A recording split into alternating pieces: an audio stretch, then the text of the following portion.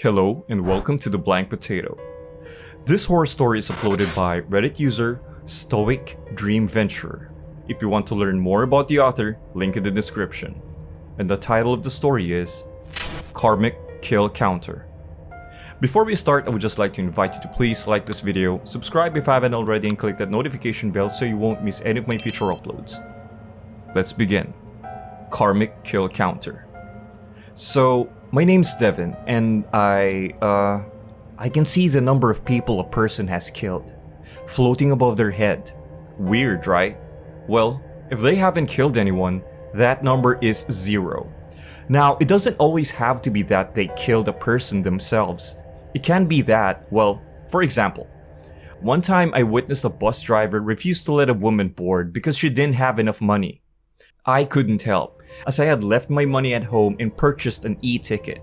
When the door slammed shut, she ran crying into traffic, screaming that her son had been left home in his crib, unattended, and she had to get to him to administer his medicine. She got hit by a taxi, dead-on impact. I watched with the other busgoers in pure horror. I felt terrible, and I wished that I had been able to give her my e-ticket, but it was non-transferable. Out of the corner of my eyes, I saw the numbers above 70% of the other bus riders' heads go up 1, including the bus driver. About an hour later, I saw most of their numbers increase by 1 again. My stomach twisted as I remembered what she had said about administering her baby's medicine. She never made it back, and that child never got their medicine.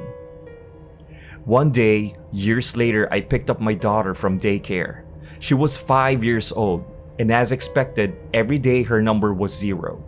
I was sure that I would die an old man and never see that number change. But today I picked Ada up as usual, but instead of that pristine 0 floating above her head, I saw a number that simply defied all expectations. Numbers I'd only seen on politicians, mafia leaders, and strangely enough, a few doctors. I tried not to show her my spike in emotions, the panic that began to spread from my spine to the rest of my body. We went home and talked instead about where we would go tomorrow, as it was a Sunday, and as such, I had the whole day free to spend time with her.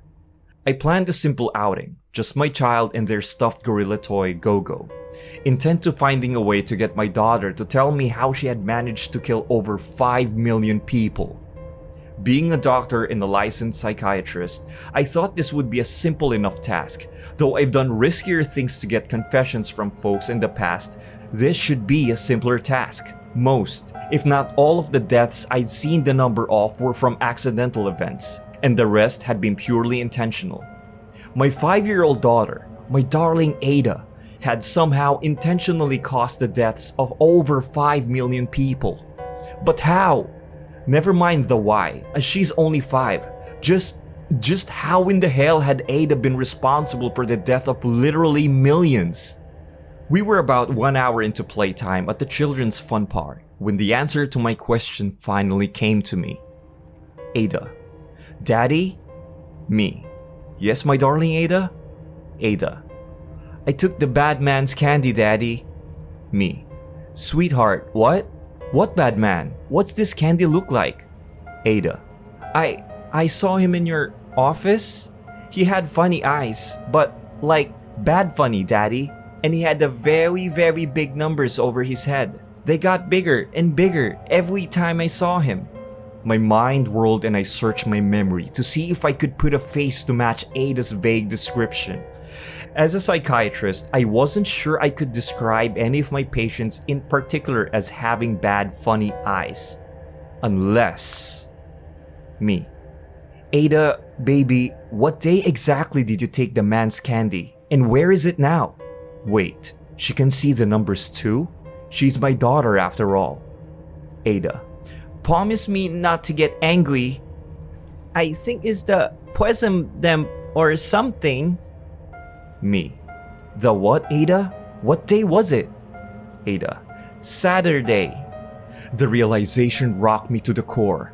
Saturday, over 5 million deaths. The universe was It was holding my Lil Ada responsible for the actions of one man, my most high-profile client of my career, the President of the United States. She took his medicine intentionally, thinking it was candy, because she somehow knew that the numbers over his head were bad. But that medicine was his antipsychotic prescription.